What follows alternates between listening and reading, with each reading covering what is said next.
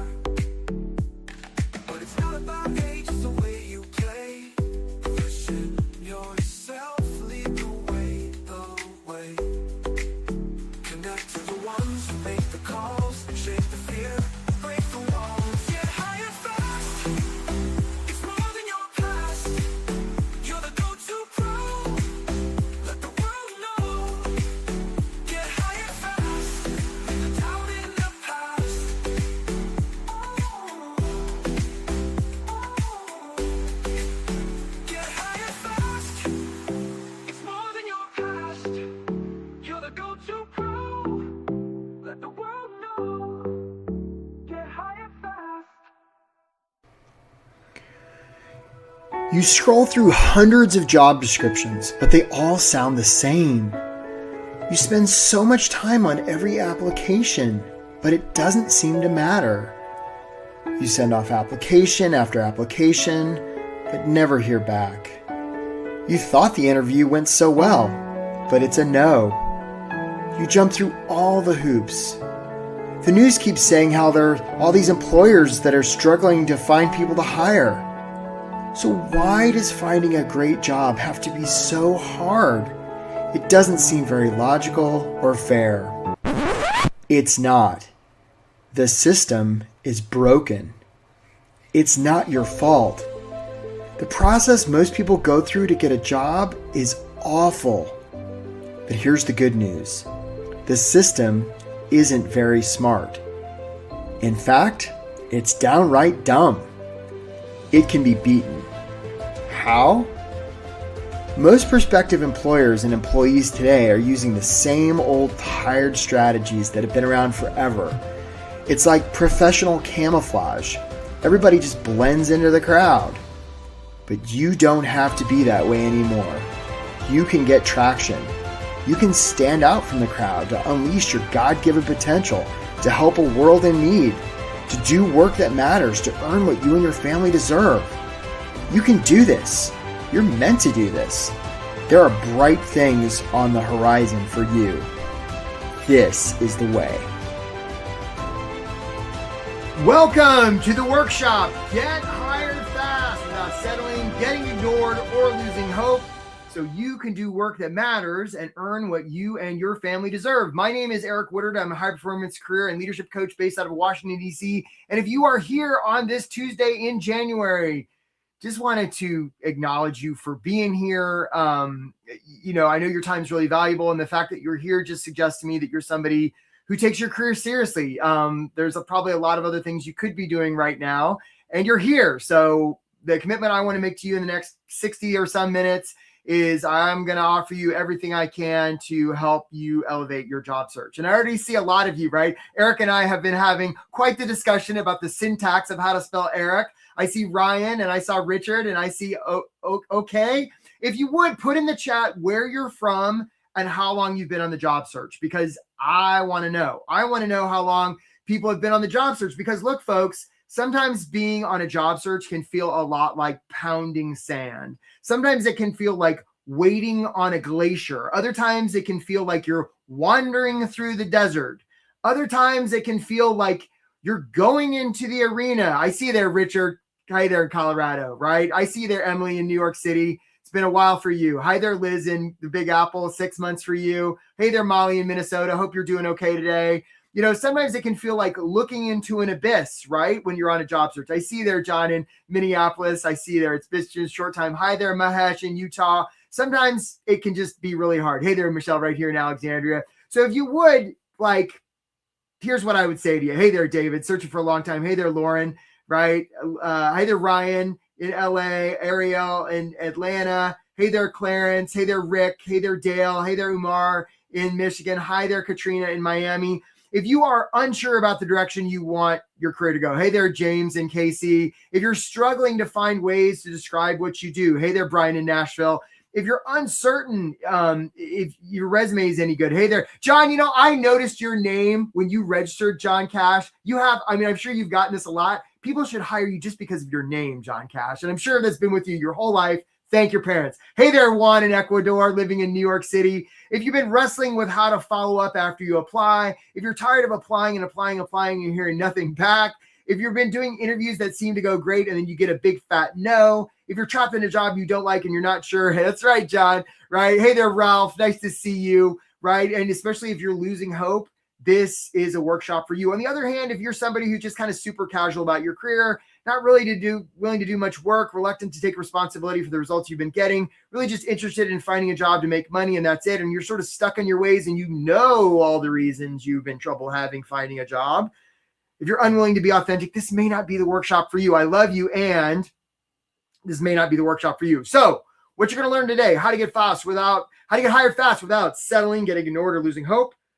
I'm going to offer you 4 strategies and 9 tactics that you can put to work right away to elevate your job search so that you can do work that matters and pays what you and your family deserve.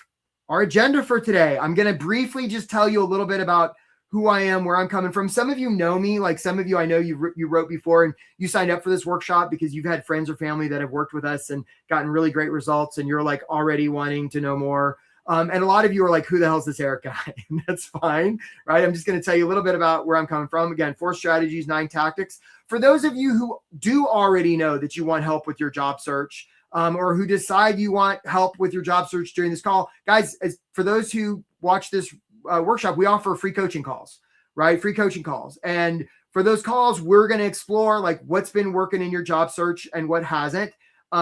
If we think we can help you, we will tell you about that. And if we don't think we can help you, then we'll be honest with you. But either way, free coaching call, it's something that's available to you. We've got Jessa and Chris helping us in the chat today. They're doing a great job. They just dropped the link to sign up for one of those free calls. My calendar books up pretty quick. So if that's something you're interested in, and 3 things are true, you're not going to book a call and then like ghost us. Don't do that. My team's not that big. That's just crummy. Don't do that. 2, you're at least open to the idea of making an investment in yourself, right? You're at least open to the idea of you want somebody to pay you a bunch of American dollars. Like you're willing to pay a few American dollars for yourself to get the help you need. And 3, you're ready to get started. As long as those 3 things are true, sign up for that free coaching call. We're going to talk more about that, but that's what that looks like to opt in. And that's the link. All right, guys. And we're going to have a little bit of time for Q&A. Not as much as I would like today. So we're going to get trucking. Okay. So who is this guy and why does he think he can help me find a job? Well, look, I'm kind of a weirdo. I grew up in Asia, right? I came to the States when I was 18. I wound up transferring colleges 7 times, right? Here I am in the Midwest wondering why it's so cold. Well, after that, I wound up as a scuba instructor on the island of Guam. That was pretty fun. I spent about 10,000 hours underwater. But after that much time underwater, my brain got a little bit soggy. And I was like, I got to sort of pull it together career-wise. I thought, what would be the most prestigious career I could have? And I thought, well, gosh, that must be something like the White House. So I took out a piece of paper and hand wrote a letter to the White House and said, "Dear Mr. President, you should hire me." And I mailed it. And I'm like, I'm never hearing back from those guys. But that got me thinking. I applied to some grad schools and, was sort of got inspired. And eventually I was going past the Guam post office and the guy came out and he's like, "Eric, you got a letter from the White House." I was like, I opened it up and I thought the envelope was really cool because it was a White House envelope. I'd never seen one of those. I opened it up and it was an internship application. Now I didn't know what the hell an internship was, right? But I was really good at filling out applications because I transferred college so many times. So I filled that out, sent it in. I'm like, I'm never hearing back on that. In the meantime, some of those grad school applications came through and I didn't hear back, but I got into GW here in Washington, D.C. and was like arrived with sort of like big bushy haircut, was like dumpster diving for furniture, bought a pair of running shoes, was out running past the White House one day. And I thought, those White House bastards, they never even bothered to let me know about that internship thing. What is up with that? So I found a payphone, I put in a quarter and I called them. I said, "Hey, I applied to that internship thing. I haven't heard back." And they're like, "Is this Eric from Guam?" I'm like, "Yeah, but I'm in DC now." They're like, "Man, we've been trying to get in touch with you. You're supposed to start in the First Lady's office on Monday." I'm like, "Well, that's interesting." So I got a haircut, bought a suit, and I showed up. Now, look, folks, I know we have a lot of political craziness going on in our country right now. And I don't know if my politics match yours. Please forgive me if they don't. But this was back during the Clinton administration. I went to work for Hillary Rodham Clinton. She was a great boss. And I wound up on her staff eventually, right? Was one of the few guys in Hillary land and stayed with her for most of the Clinton administration, right? And then eventually we left the White House. I followed her to the U.S. Senate, where we did great stuff for the state of New York. Followed her then to the U.S. State Department, where I did a bunch of stuff for UNESCO, with UNESCO on behalf of the United States. And then I eventually left Hillary land and became director of fellowships and internships at the Smithsonian Institution. And all during this time, I would see people in all different disciplines, all different levels, right? All different levels of their career, trying to figure out the working world and realizing that there's not very much about work that's very linear, logical, or fair. So about 5 or 6 years ago, I left my job at the Smithsonian and told my beautiful, smart trophy wife, "I'm going to be a coach." And she's like, "Are our kids going to starve?" I was like, "I don't know, maybe." But I've been doing this for 6 years, helped a lot of job seekers. I do a lot of speaking, do a lot of coaching, written a bunch of books, got an outrageous number of very impressive pieces of paper. I'm Dr. Eric Woodard, in case you're wondering, and glowing testimonials. And you don't care about any of that. Because what you care about is, can I help you? I don't know, probably, maybe. Only helped about 9 million job seekers just like you, every industry, every level, running into the same stuff, which we're going to talk about right now. starting with 4 strategies. Here we go. All right, guys. And the way this works, I'm going to ask questions. So put answers in the chat because I like to give things away to people that answer questions. All right. So here's my first one. What's a good resume about? Nobody got this right last week. Let's see if anybody gets it right this week. What's a good resume about? Put it in the chat if you would, please. And let's see if anybody gets this right. What's a good resume about? There's a little bit of a delay between I ask questions and it shows up, and that's okay. I know you guys are thinking, all right, Jenna. Jenna says a resume is about me. Ariel says accomplishments and values. Emily says it's a highlight reel. Eric says it's your soft skills. Eric spelled with a C. Hi, Shazia. She says showing your value. Getting seen, says Tyler. Nope. Nobody's got the right answer yet. Value you can bring, says Katrina. Concise, says Richard. Right? Molly says how you meet the job requirements. What I can do for the company. Nope. Right? Elevator story, says Rick. Nope. Nobody's got it right. So look, folks, what a lot of you are saying, Umar says to point skills that you have. The amazing John Cass says personal branding, describing what you, a lot of you, yeah, Shazia says selling yourself. A lot of you are talking about you. Hi, John Manning, right? Hi, Mahesh, right? A lot of you are saying it's what I can do. It's about me, how I can meet the employer's needs. Dale, it's not wrong, but here's the answer. It's not about you. It's about them. Hey, Eric R., you booked a call, man. You're an early bird. Eric R. booked a car. So look, we want to make sure we send Eric this course, course about how to make your LinkedIn profile awesome. We're going to send that to Eric. Okay, so we're going to send that to Eric for being the first one to book. But a lot of you are saying a resume is about you. Nah. You want to be influential with another person or human being, you're going to make the resume about them. You're welcome, Eric. Right? You're going to make the resume about them. And them is the person, the organization, right, that you're applying to. And I see you there, Alicia, saying how you can fit what they want. Alicia, the opportunity is just to talk about what they want, right? You can take the you out of it. So this brings us to strategy number 1. A lot of times people think it's about me. Nah, it's about them. If you get nothing else out of this workshop today, realize that you're going to want to make your job search about them. This one thing alone can change everything. A lot of job seekers are like, let me tell you about me, my skills and experience. Let me sell myself. Let me convince you. Don't do that. Nobody wants to be sold. People want to be served.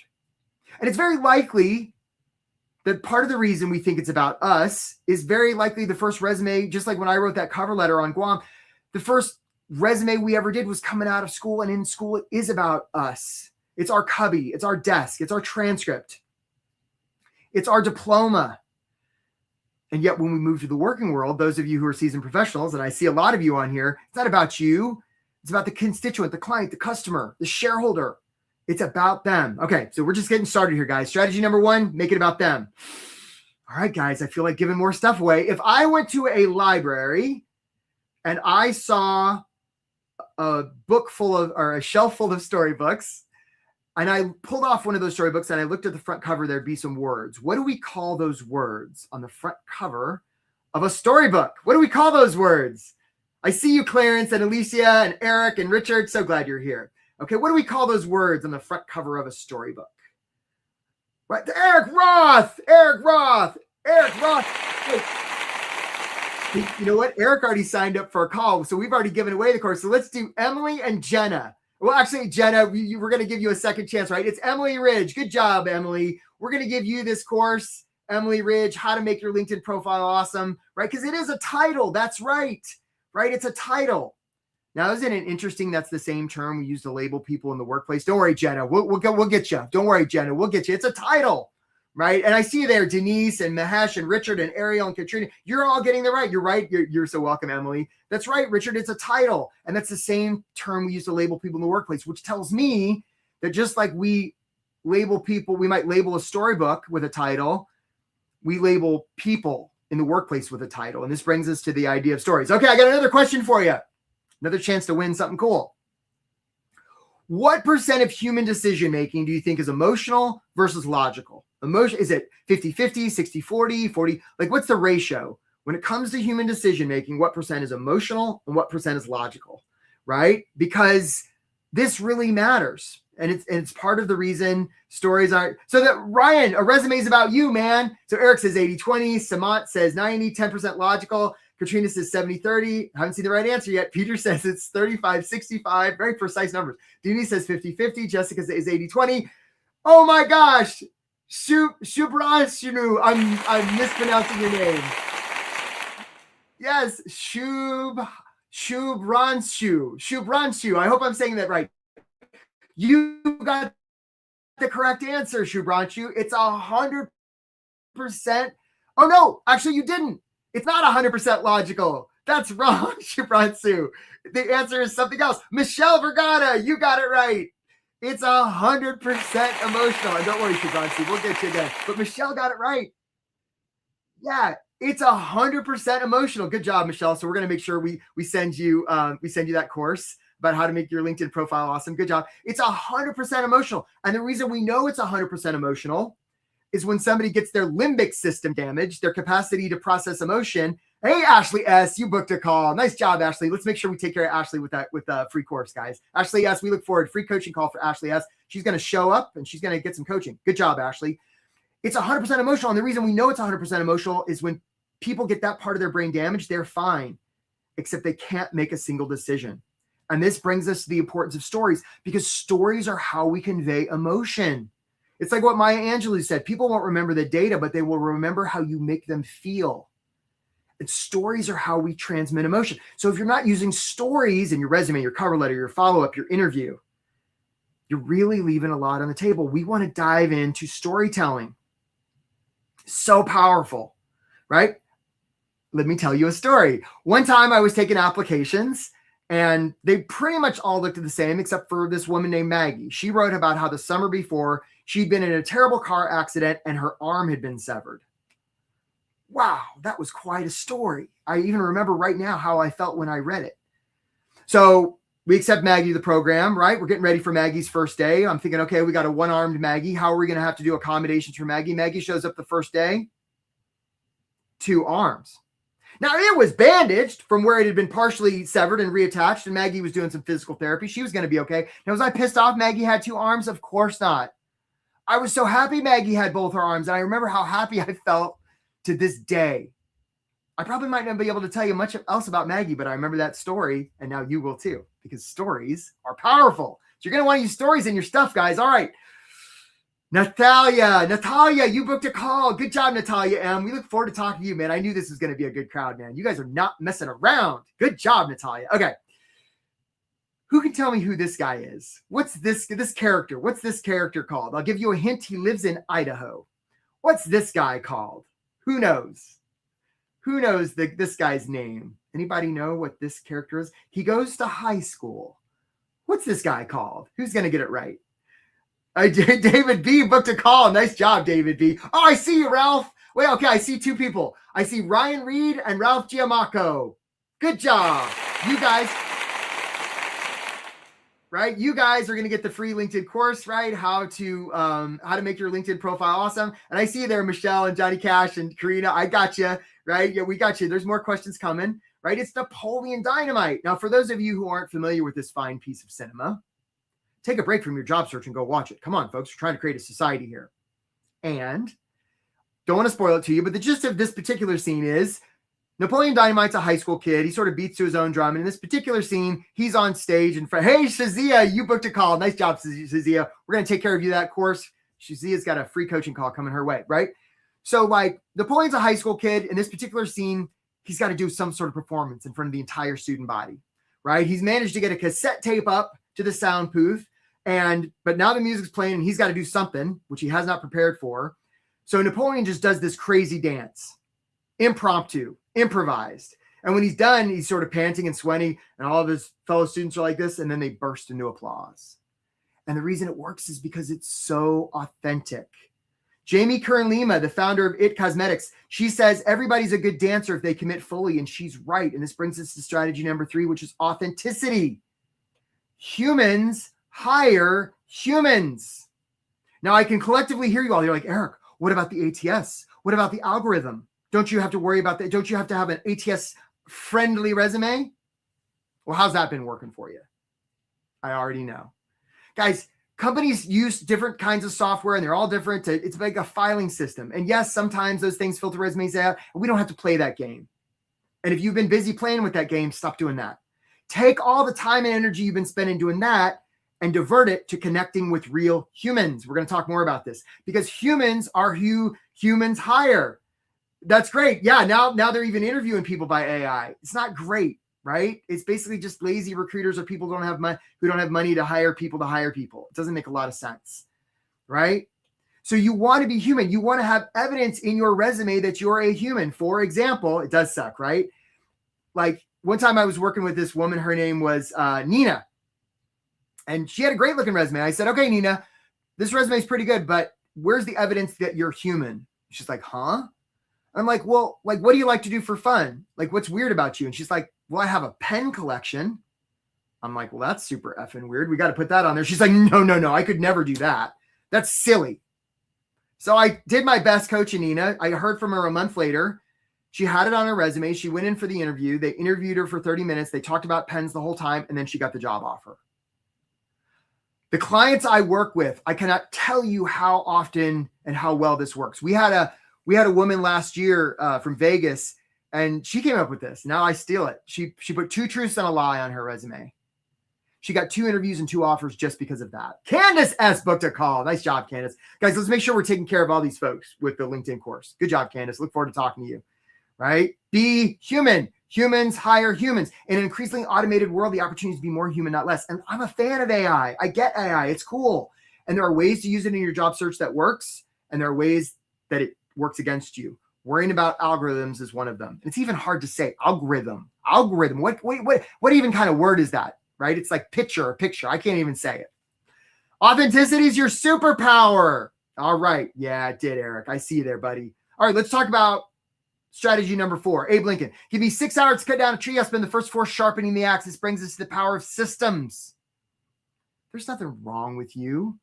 The results you're currently getting in your current job search are perfectly attuned to your current system. Now, some of you are like, but Eric, I don't have a system. Yeah, you do. For some of you, you have this system called it's the economy. For some of you, you have this system called I can't get past the ATS. Some of you have a system called I'm going to hide my age because, hey, Richard, we look forward to talking to you, man. Richard, I love that, man. Richard was one of the first people to chime in at the beginning of this workshop. Good job, Richard. We look forward to talking to you. Some of you have a system called I'm going to hide my age, or I'm going to only put the last 15 years of experience because some 20-something recruiter told me to. Now, I don't know if those systems are good or bad, but I bet I can tell you how well they're working. Probably not very well. So the opportunity for you is to have a system that works, right? For some of you, I'll come back to the slide, I promise. For some of you, this is your current system. And I got to hand it to you guys. You've done a lot. I mean, you've used every sticky gear shift and button, and you're wondering in every iteration of the dials, and you're wondering why you can't steer your job search to success. This is why. This is the system that's available. Now, you could spend a lot of time and money going from this system to this system, or you could just get some help and save yourself a lot of time and money, right? And put your valuable skills on the world to unleash them to help a world in need. And the world is so in need right now. So look, guys, this isn't about you. This is about the quality and workability of your systems. And we don't know exactly what your setting is, but we probably have a pretty good idea because we probably only helped about 900 people that are pretty similar to you. And nobody's exactly like you. So that's why this isn't like a cookie cutter kind of thing. So guys, this is your current system. You want to go from this, or you want to go from this to this. That's the opportunity. All right, guys. So how do you put this all to work? Lisa F booked a call. We look forward to talking to you, Lisa. Good job, Lisa. Nice work. All right. First of all, I want to show you that it does work. All right. So Dave says I'm old. Yeah, I see you, man. Yeah, 68, dude. You're not that old. And you bring a lot of skills and experience to the table, David. Like, I hope we get a chance to talk to you, David, because we can help you with this. All right. So I just want to show you that this does work, right? So we're gonna show him Angel, Chris and Jessa. So Angel was somebody that came. Yeah, that 50 was being. Yeah, I hear you there, Eric. Right? Like Angel was somebody who came to this workshop. It was about a little over a year ago now. She, just like you, sort of hadn't heard of me, came to this workshop, mustered up the courage to sign up, and this was her result. Let's show him. In the time we've got left, I'm curious, especially if there's somebody we haven't heard from yet. They've had a win, a loss. Angel, I got to ask you, what do we know, if anything? What do we know? I got the job. Yay! Whoa! the offer. I'm moving in a week. Yeah.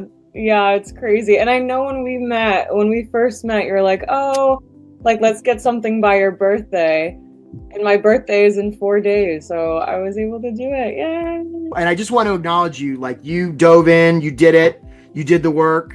Thank you. Way to go. It would not have been possible without like signing up for this program, truly. I think it made the difference for me.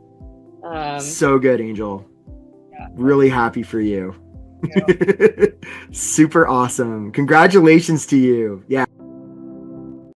All right, Angel. All right, guys. So let's look at some of the things that Angel did to get the result that she got. First of all, she's like, hey, Dimpy, cool name, Dimpy. I love that name, Dimpy. And guys, names are so important. Dimpy, we look forward to talking to you, right? We look forward to talking to you. Yeah, right. So part of one of the things that Angel did is she signed up for this program that I'll tell you a little bit more about later. It's called Get Hired Fast. It's awesome. Comes with a lot of one-on-one coaching, group coaching every day. I'm the one leading a lot of those things. Comes with a course, comes with a community. We help you with mindset and clarity. And if you don't know what you want to do, and your LinkedIn and your resume, like all the things, cover letter, follow up, networking, interviews, all the things, we help with all of it. And so if you're interested in finding more about that, or you just want to get some free coaching, sign up as a bunch of you already have. And that's what it looks like to sign up. And that's the link. And we're going to talk more about that here in a second. All right, guys, 9 tactics. Here we go. This is the part of the workshop where I like to talk real fast, because some people have me on replay and they're really cool. But when I talk real fast like this and they have me on 2 times speed, it's really annoying. Sorry, replay people. Thank you for tolerating me, live people. Here's the metaphor. Let's say there's a lake, and in the middle of the lake, someone's drowning. So they're splashing around, right? There's other people surrounding that person in little boats. Okay, so somebody's in the middle of the lake drowning, and they're surrounded by other people in little boats. If this were a job search, metaphorically, who's the person in the middle of the lake drowning? Put it in the chat if you would, please. Right? So there's a lake, somebody's drowning, they're surrounded by other people in little boats. If metaphorically that was a job search, who's the person drowning? Put it in the chat. S'il vous plaît. Let's see if anybody gets this right. Who's the person drowning in this job search? Eric says micro machines. Okay, Ralph Diagiacomo. That's right, Ralph. You got it. And you know what? We're gonna give it to Richard Myers too, right? And we're gonna give it to Jenna. There you go, Jenna. We got you, Jenna. So let's make sure we give it to those 3. You're right. Now, look, some of you, right? Some of you are saying it's me. I'm the one drowning. And in a job search, it can often feel like that. Nah, you're not the one drowning, right? You're in the boat, right? The employer's the one's drowning. And the reason we know that is they've told us. They put up a job description, say, hey, help, I'm drowning. You're in the boat. And yet a lot of job seekers act as though they're the one drowning. Please pick me. I'd be really good for you. I know I'd be good for you. Let me prove it. Now, if I was in the water and somebody rode up to me and said that, I'd be like, I want to get out of this water, but not from that guy, right? Needy is creepy. So so the first strategy or the tactic here, guys, is mindset. And we're going to talk a lot more about this.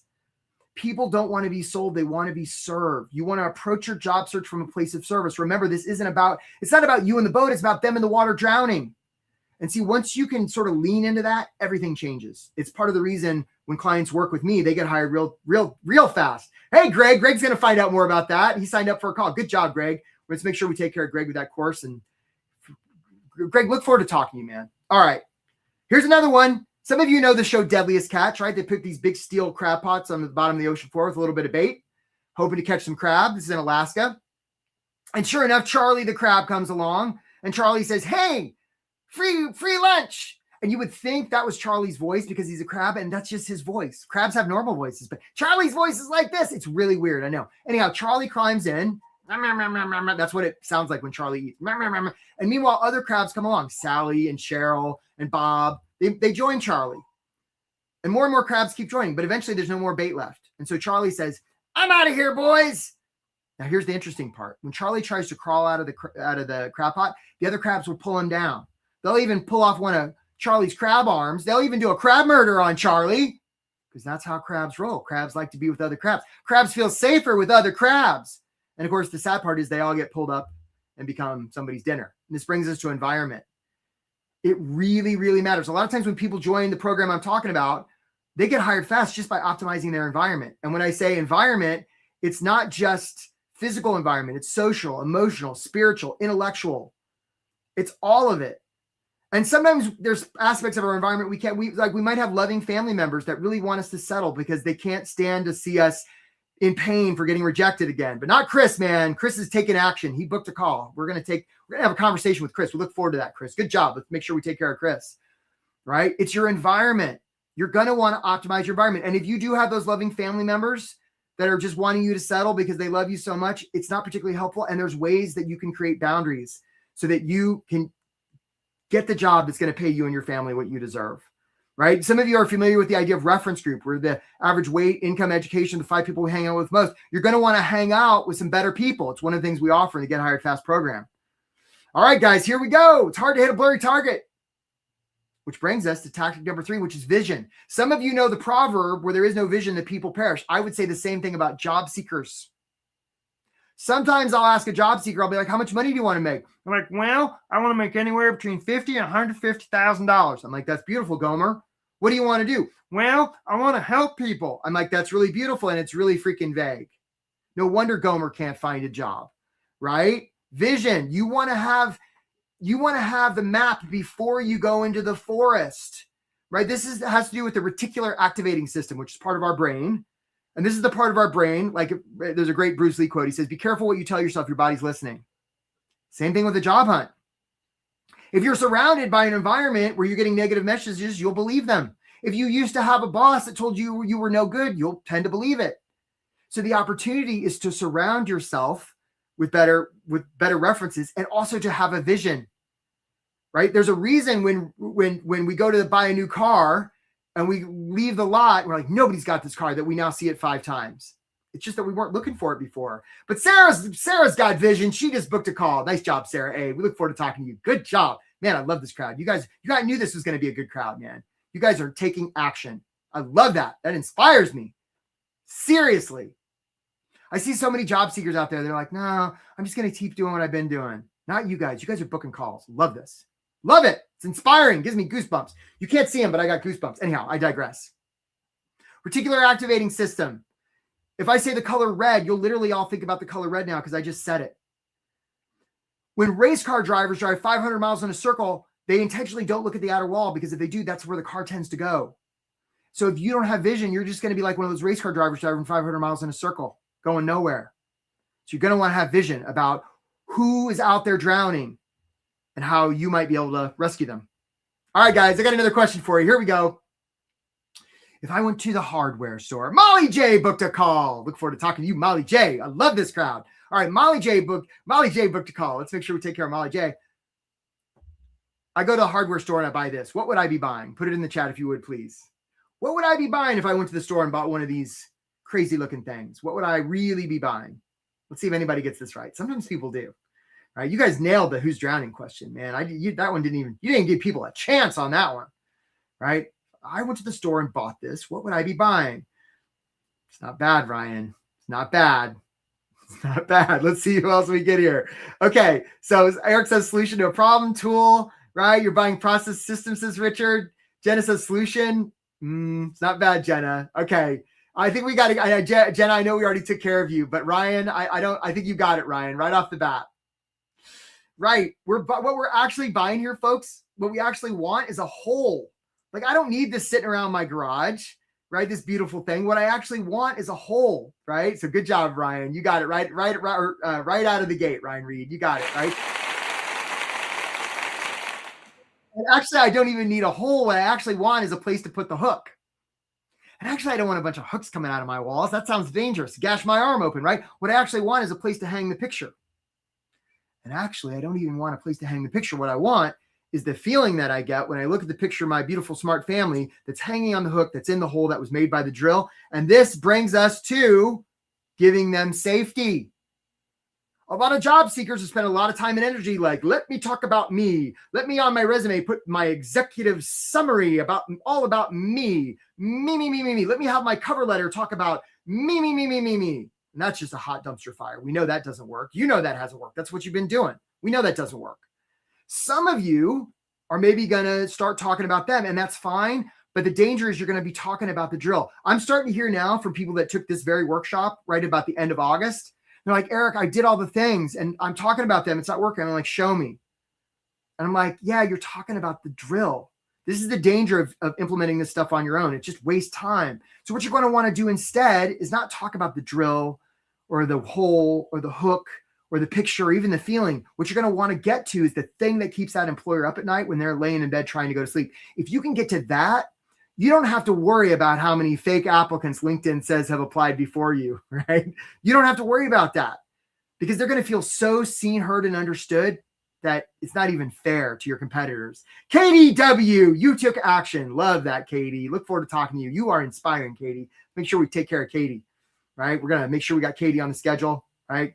Get Katie's job stuff handled. Love that, right? Do you see how this is so much more sophisticated than worrying about your age or trying to do ATS that's just nonsense.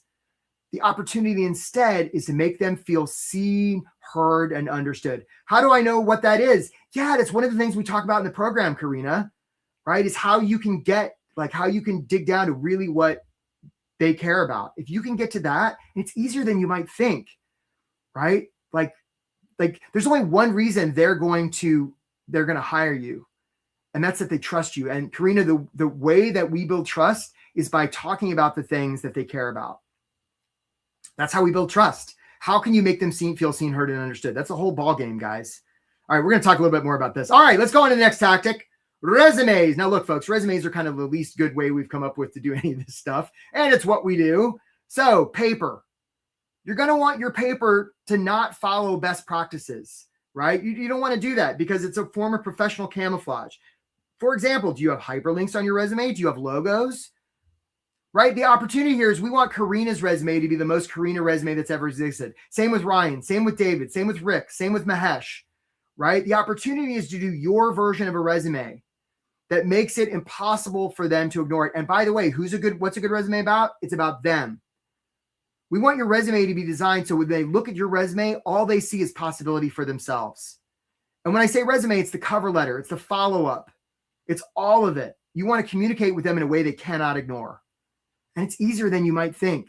And it's not the normal stuff you've already heard. All right, I got another one for you guys. Here we go. Hey, Veronica. Veronica, I'm sure you know the old Elvis Costello song, right? Every time I meet a Veronica, I think of that song. And I'm so happy we'll be talking to you. And guys, we're gonna mark some of these questions. I see there, Eric. Thanks, Jessa and Chris. You guys are doing a great job. If an application submitted and there is no follow-up, does it even make a sound? I would humbly suggest that it doesn't. So here's what a lot of you are doing. You're applying and you're going, well, hope I hear back on that one. And for some reason, when we apply, we momentarily get that accent. I don't know why. Science doesn't know either. There's no possible way to know it. Hope I hear back on that one. Now, some of you might be following up, and I'm talking about applications, not interviews, but whatever the case, you're following up and you're saying things like, just wanted to follow up, really interested in the job. I'm really passionate about what you do. And that's all about me. They've heard that 1,000 times before. And also you're following up with the recruiter and they're like professionally trained ninjas at keeping you away from the hiring manager. Because if you're talking directly to the hiring manager, then the recruiter doesn't really need a job now, do they? And now they're on the job hunt. They don't like that. So they want you talking to them. Yeah, we love recruiters, and we're just going to circumvent that. Now I can hear collectively, some of you are like, but Eric, how do I know who to contact? I got you. I have a course. It's called How to Contact Anybody. It's awesome. It will help you contact anybody. I'm giving it to you for free. Here's how you get this course. 1, you're going to go to my LinkedIn profile. We're going to drop the chat right now. Jessa just dropped it. Good job, Jessa. Right? You're going to go to my LinkedIn profile, and this is for you guys who are here live, right? It'll be hard for people seeing the replay to do this because they're not seeing what's going on in the chat, right? And replay people, you can probably figure it out. Just saying, right? You're going to friend me or connect with me, follow me, whatever the button says. And then you're going to send me an in-mail message on LinkedIn with the single word chicken. Okay, so just to review, you're going to go to LinkedIn, you're going to follow me, you're going to then in-mail me the word chicken. And when you send me that word, I'll send you a link to the free course, right? Easy as that. How to contact, and then you won't have to worry about how to contact people from now on. How amazing is that, folks? All right, guys, look forward to be connecting with you on LinkedIn. Look forward to sending you this course. Follow up. Here we go, guys. Now, some of you, right, maybe are like, I don't want to be pushy, right? I don't want to follow up, right? That's pushy. Now, if you were in that boat and somebody was floating face down in the water, right? You wouldn't be like, I don't want to bother them. No, you'd follow up. And now you know how, because you're going to have this free course. And when you follow up, you're going to talk about them, not you. I love the chicken, Eric. And love Maxine A. Booked a call. Nice job. Good job, Maxine. We're going to take good care of you. Get this job stuff handled for you, Maxine, right? So you're going to want to follow up from a place of service. See, if this is all about you, then following up can feel a little creepy, right? So what you're going to want to do instead is when you follow up, you're going to want to make them feel seen and heard and understood. You're going to want to give them safety. All right, guys, I got another one for you. You ever seen the Academy Awards, right? An actor, she wins big prize. She gets up there and everybody applauds. And she's like, I got nobody to thank. It's a little awkward. And they're like, no, she gets up there. She's like, I got to thank this person and this person, this person. They're trying to get her off stage. Asking people for help is a gift. And some of you have been stingy about giving that gift to the people that would want to help you, without realizing that when we ask someone for help, it's a gift, because we wouldn't have asked for help unless their help was worth asking for. That's what makes it a gift. So you're going to want to network. And this probably, as much as anything else, when people join our program, it's how we help them with this that really moves the needle. Because some of you are like, well, I network, right? I sent individual emails to a couple of people a week over the last 6 months. That's like fishing with a single line in the water. And it's okay, but you got to get the right bait on the right fish at the right depth at the right time. Woo! That sounds, like a lot of things got to line up. What we want to do instead, folks, is filter the ocean. We want to have a system where we don't have to worry about where the jobs are, because we're everywhere. And we're coming from a place of service. So we don't have to feel creepy about asking for help. It's a gift, remember? That's how you get hired fast. You're going to want to have a system around this, right? Asking for, and some of you are real worried about putting open to work on your LinkedIn banner. Don't do that. Why wouldn't you put it on there? As Brene Brown has taught us, vulnerability builds trust. And remember, trust is the reason they're going to hire you in the first place. So we're going to want to do all of that. All right, guys. Woo! Home stretch here. I got 2 more tactics for you. Interviews. All right, here's the best interview advice in the world. Here it is. You ready? I'm about to deliver. I love that. Thanks, Jessa. I love that. I'm about to deliver the interview advice. Here it is. Let me prepare myself. Don't answer their questions. If you've been working in your interviews, trying hard to answer their questions, and you're wondering why you can't get further along in interviews, that's the reason. Because they're really only ever asking one question. And that question is this: can we trust you? Remember there was that movie, like the Ricky Gervais movie, where everybody told the truth, right? If we lived in that universe, hey, Daniel P., we look forward to talking to you, Daniel. Nice job, man. Right? If we lived in that universe, we just sit down for an interview and be like, can we trust you? No, not really. Okay, well, nice. Thanks for coming in. It's a no, right? Interviews would be so easy. But instead they ask questions about, like, tell me about yourself, and tell me about your proudest professional achievement, and tell me about a time that you disagreed with your boss. And, and they even talk like this, because that's right.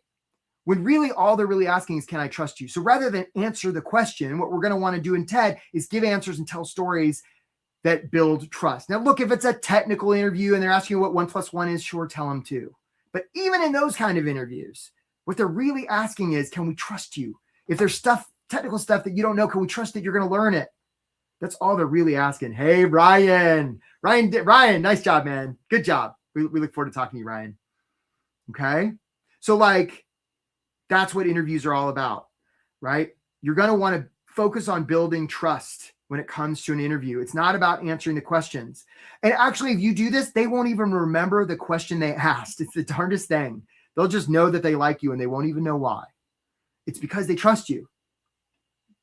And that's really the reason people get hired, as I mentioned before, right? You've seen this. You've seen people completely not qualified get the job. It's because they trusted them more. You've seen people that they really like not get the job. It's because they liked him and they didn't trust them. This isn't about whether they like you. This isn't about your skills. It's not about your experience. It's about building trust. I see there, Eric. It's a great question. Hopefully we have time to get to it. All right, guys, final tactic. Here we go. Let's talk about offers. Hey, Alicia, look forward to talking to you. Coaching call for Alicia. Nice job, Alicia.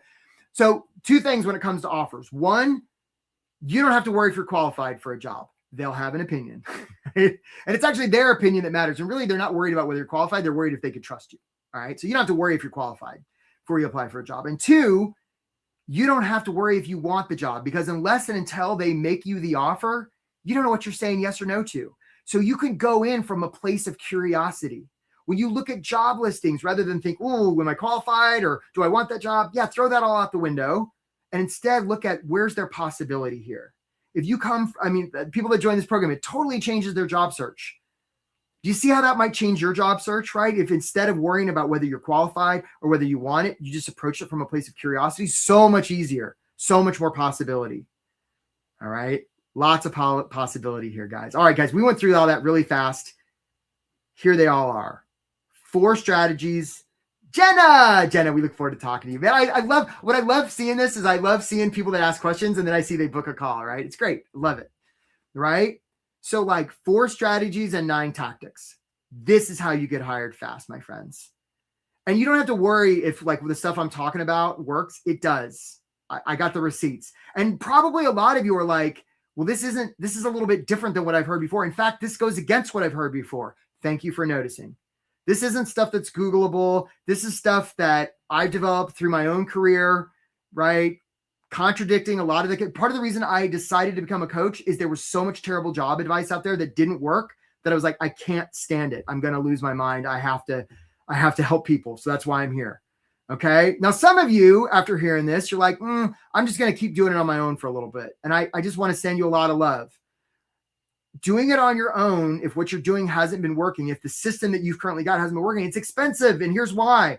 If this is the annual salary that you want to make, this is how much it's costing you in opportunity cost per month. This is how much it's costing you per week. It's expensive. We can get you hired a couple weeks sooner. You more than pay for this program that I'm offering, which is called Get Hired Fast. Again, comes with whether it's your mindset, figuring out what you want to do, like being, consistent with your job search, the narratives, like resumes, cover letters, interviews, like it's all the things. A lot of one-on-one coaching, group coaching, led by me. There's a course. You think this course is good. Wait till you see the paid stuff. Community, all the things. And what we find is when we layer this stuff over, here's what tends to happen. So here's all the things, right? I'm going to come back to this. Here's what tends to happen. People get hired in 3 months or less. Now, not everybody, but most people. Definitely within 4 months or less. And it's actually the guarantee that we offer, right? If you join this program, we get you hired in 3 months or less, or we stay with you until you get hired, assuming we make you an offer to work with you. Here are some of the people that have done that, right? So here's Jessie. She was a nonprofit executive. She got a couple of offers in our program before she decided to accept one. Same thing with Wayne. Robert was a guy who was in our program coming from overseas. And he's like, I don't want to come back to the States and have to job search for 6 months. He didn't. He had a job waiting for him when he got here. John was a healthcare CEO.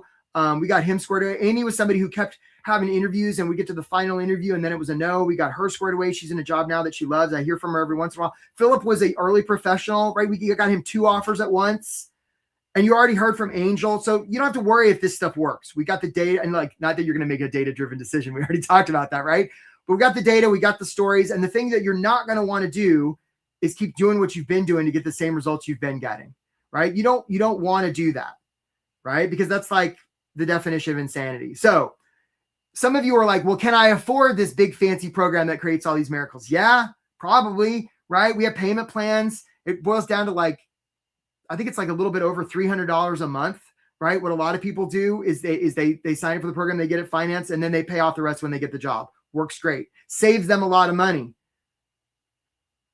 And again, if people join this program, we place 100% of the people that join and stay with it, right? Unless you're just not doing the work, and that happens sometimes, but for most people, they do the work, they get results because they're taking action. They're doing something different than they've been doing. So these are the testimonials. We got a ton of them. And again, the best way for you to find out about this program is just book a call, right? The best way for you to experience this is to experience it. So again, 3 requirements for the call. Some of you have already booked it. 1, you're going to show up. Please, my friends, I'm asking you nicely, don't book a call and then not show up. Don't do that. My team's not that big. They're real people. We want to help people. When you book a call and you don't show up, then you block a spot for somebody that's really wanting to get help, right? 2, you're at least open to the idea of investing in yourself, right? You want somebody to pay you a lot of money. Spend a little money on yourself to get this handled. And 3, you're ready to get started. So if that's you and nothing else, you get a free coaching call. It's awesome. If that's you, you haven't already, a lot of you already have, book a call. It's amazing. We have time for questions. And I know you guys had a ton of them. I'm going to show you the full girth of my gigantic head. It's amazing.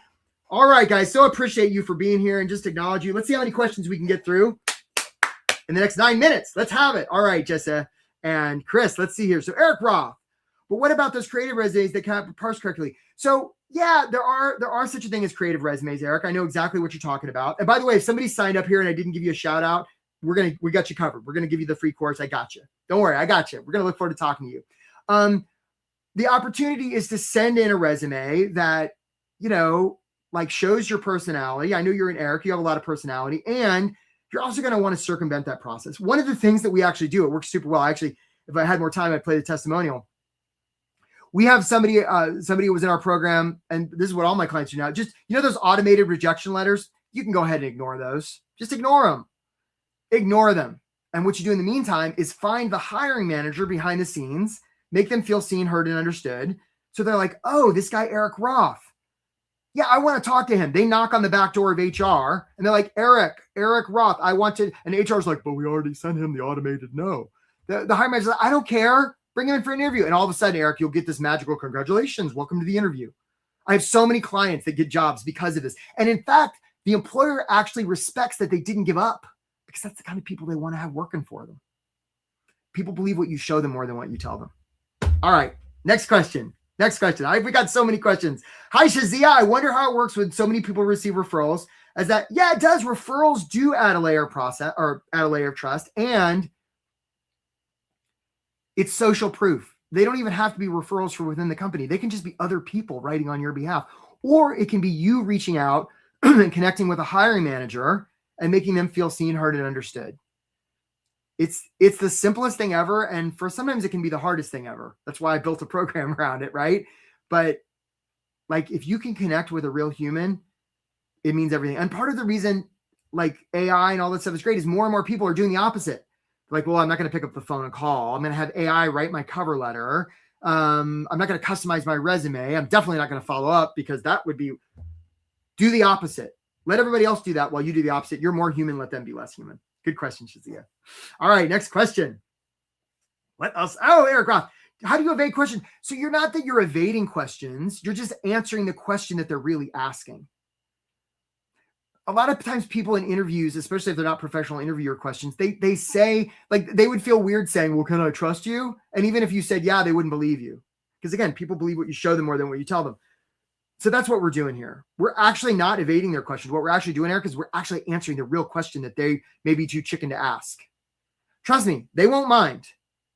I've never worked with a client where they've used some of these techniques and somebody said, well, but that's not the question I'm at. It's never happened. Ever. Because it just doesn't. That's not how people are. All right, next question here, guys. Love this crowd. Hey, Richard, look forward to talking to you. How do you navigate likability, trust? So it's sort of like what Brene Brown has taught us, Richard, right? Brene Brown has taught us, the anatomy of trust. The way we build trust with others is vulnerability. One time I had a client, notice I'm telling a story. I had a client last year. He went into a company and one of their values was no bullshit. And this is the last guy you would expect to say what I'm about to say. He sat down for the interview and he's like, are you ready? He's like, no, I have a question. I'm like, what? He's like, one of your values is no bullshit. Can we make sure we have no bullshit during this interview? They were like, yeah. He'd been on the job hunt for like 4 or 5 months. He got that job. It made him vulnerable, right? I often dreamed of going into an interview and just pouring water on my head and saying, now I'm ready. And they'll be like, why? Oh, sorry. Let me explain. That's a reminder that I'm not here to look good for you. I'm here to serve. Now let's have the interview. One of two things would happen. They either kick your rear end out for getting their conference room floor right, or they hire you on the spot. I haven't had a client do this yet. Richard, maybe you'll be the first one. All right, next question. Oh, love this crowd. All right. What's your success rate within 3 months? Molly, I showed it, right?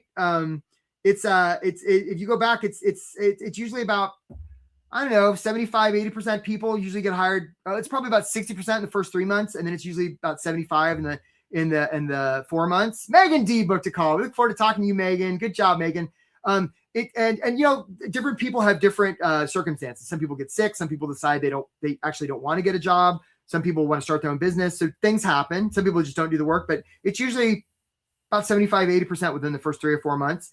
And for those that don't, we stay with them until they do. So we're not leaving anybody by the side of the road because that's just terrible. We wouldn't do that. All right, Molly. And Molly, I saw you booked a call, I think. So look forward to talking to you, Molly. Hope you booked a call. All right, what other questions do we have, guys? I'm going to take 2 more. What about people with higher salary expectations? Oh, love this question, Eric. So we don't want to deal in the world of expectations. We don't want to deal in the world of shoulds. Shoulds are stinky. We don't want to should the bed. We don't want to should the yard. We definitely don't want to should our pants because shoulds are stinky. So anytime somebody comes with you with a should or an expectation, Eric, you can be like, yeah, I don't do those. Now we could co-create an agreement, and guess what a job offer is? When we accept a job offer, it's agreement. So if they come to you and they say, we want to pay you 50 cents to go work in Siberia, is that possible? Your answer is, of course that's possible. Is it? I mean, is there something that could make you work in Siberia for 50 cents? Sure there is. Maybe they could give you a $5 million bonus or a jet plane, or I don't know what it is, but it's possible.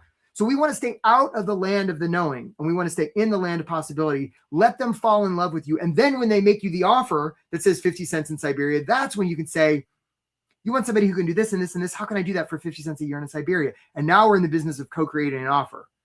But they've already said, I love you. That's what we want to get to first. Don't reject them before they've said, I love you. All right, guys, I'm going to answer 2 more questions, and then we're going to call it. Rick, how do you communicate desire, urgency without pushing this? Well, you wouldn't, Rick, because presumably the urgency would be coming from you. So what we want to do is make Rick feel safe. See, if the reason they're going to hire us, Rick, is we make them feel safe, part of the work we're going to do here, and it's part of the work we do in this program, is we got to make ourselves feel safe. If we feel like we're about to get eaten by a saber-toothed tiger, if we feel like we're drowning, it's really hard for us to give safety to an employer. So the first step is making sure we feel safe. Guys, if you're on this workshop right now, you're safe. You're in a room somewhere in a computer, you're safe. Unless you're somebody really weird, there's no tigers coming to eat you. You're safe. And if you can lean into that, you're going to make employers feel safe, and that's what's going to make them hire you. See, if they're drowning, if me being assertive with asking if they need help, that's not pushy. And if they roll over and they're like, man, I'm just snorkeling, we can be like, I'm sorry, my bad. Grace booked a call. Look, good job, Grace. All right, last question, guys, and then I'm going to call it. I might play one testimonial when we're done. So Eric says, I want to acknowledge Eric and Richard. They've asked a lot of questions. Is it better to put in your resume that you're still employed? Is it better to tell the truth? So we never want to lie, right? It's never the scandal, it's always the cover up. And we can tell stories. So I could tell the story of, well, I've been out of work for 2 years, or I could tell the story that I've been consulting. And if I've been doing anything to help another person, that's a story I could tell. And it really depends, right? It depends on the situation. It depends on lots of things. So it's hard for me to answer that globally. And there's always a setting that we can do in anybody's system. So look, guys, I just really acknowledge you for being here. You've been an awesome, awesome crowd. Look, if you haven't already signed up to book time to talk with us, please do. We can help you with this stuff. And if you're really committed to doing this on your own, either way, I just really acknowledge you for being here. There are bright things on the horizon for you. I am cheering for you 100%. The fact that you're here today just warms my heart. Great job today, my friends. See you very soon. Take care of yourselves. Well, first, will you tell us your name?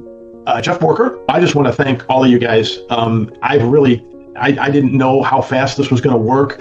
And you guys have all been great. I mean, all the feedback that I've gotten from you and from Eric and from Diana and the group as a whole is very supportive, very, very uplifting. Everyone's willing to help out. And it's just been a great experience. It's something that I won't forget. It's something that I'm going to take a lot of these concepts into my work activity. The job that I'm going into really is a dream job for me. I was just like, this is something I have to do because 2.5 years of doing the same thing. Again, nothing was working.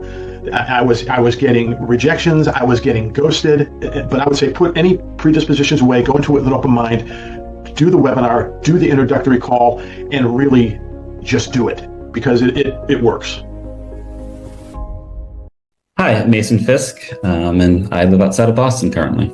Before I joined, ironically, my interviews were actually high, and then my applications were low. I was really looking for something that was very hands-on. I was someone who, again, I felt like I always could figure things out myself, not doing them correctly. But then once I got into the program, it was kind of the opposite. Like, yes, it was casting a wider net, but at the same time, it was being very thorough. It really is all about your network. Broaden my network, really put myself out there because I'm someone who is very keen on thinking I could do everything myself and I know what I'm doing, but sometimes you don't know everything, and that's really how the success for me came out of this program. I have a job offer starting on Monday. Again, without that guidance, I probably would have fumbled it. Again, if you're hesitant for any reason, I have to say it's worth every penny at the end of the day. Eric does know what he's doing. He's created a great program that really hits all points during the entire job application process. The courses are, very thorough, giving tips and tricks and guidance on how to negotiate and get through those stages once you have an offer. And for me personally, I was able to get, 25% more than I was previously making. Again, within almost 3 months, I'm back to work. So. And what was your result? My name is Charlotte Jones. I got a new position and I got hired pretty fast in the last month of being with Win at Work. So I have been searching for a job for a little over 7 months, and I've been at Win at Work for just a month, for about 40 days. So I do really like the one-on-one, the one-on-one time that I get with a coach or a career coach, counselor. And I also like that interaction and listening to the successes and the stories of how someone might be thinking about their job search, or how they might want to present themselves during interview, what may work and what hasn't worked. And I like to hear those stories from others, because I found that I was having some of the same experiences. And then really when it came down to getting an offer and being able to connect with Eric directly and really get that one-on-one coaching, that was truly helpful. I felt like that was a white glove service that was worth, getting involved with and connecting with Win at Work.